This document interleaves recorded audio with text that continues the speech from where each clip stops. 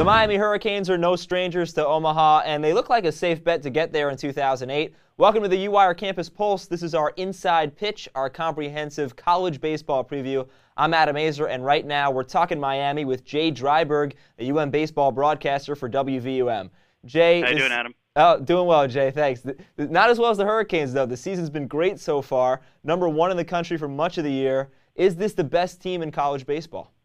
I think so. They certainly have the potential to be. They easily, in my opinion, have the best infield in the nation. And across their three starters, outside of Enrique Garcia, who's been up and down, I mean, Friday and Saturday has been pretty much locked down all season long from that standpoint. And, you know, across the outfield, Blake Tekotte in center field, he's really been on a tear to close out the season. And in the right field, Dennis Rabin, if he can turn it on, that definitely gives this lineup some extra pop and definitely puts them among the best, if not the best. Yeah, well, in recent history, Miami has hit well enough, but the pitching hasn't been good enough to win a World Series. The starting rotation this year, I know you touched on it a little bit, is it at that level where they can limit great lineups? I think so. I mean, the thing about Miami, to beat them, you got to get to them early. The problem is that, you know, if you can get to the starters and get a reliever in there in the 4th, 5th, or 6th inning, you don't know always what you're going to get. David Gutierrez has probably been the best option out of the bullpen when a starter goes out, and Kyle Bellamy and Carlos Gutierrez, David's older brother, have done a really good job at the back end. But, you know, there's kind of that question: is there a lefty specialist that can come in and shut down a big bat from another team? If David Gutierrez gets knocked around a little bit, is a guy like Alex Corona's going to be able to step up, Anthony Indalepa? Those are some questions definitely going into the postseason. But the starting pitching has been very good. It's not really come to that too many times this season.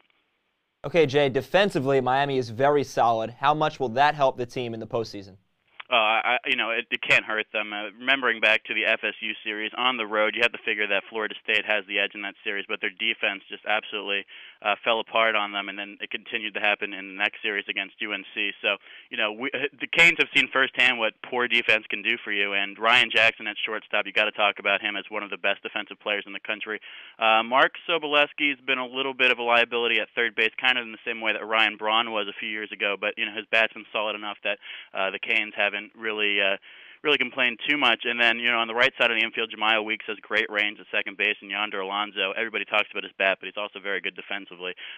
Behind the plate, Jason Haggerty has done a good job platooning with Yasmani Grandal. You're not going to get too much out of them offensively, but obviously as out of the catcher position, just looking for defense. I think, you know, as I said, this is probably the best infield in the country from top to bottom, and, you know, it's not going to hurt them in the long run. All right, thanks, Jay. Hey, thanks a lot, Adam.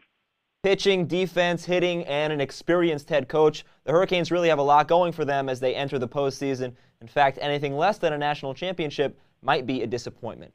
That wraps up this UWIRE Campus Pulse.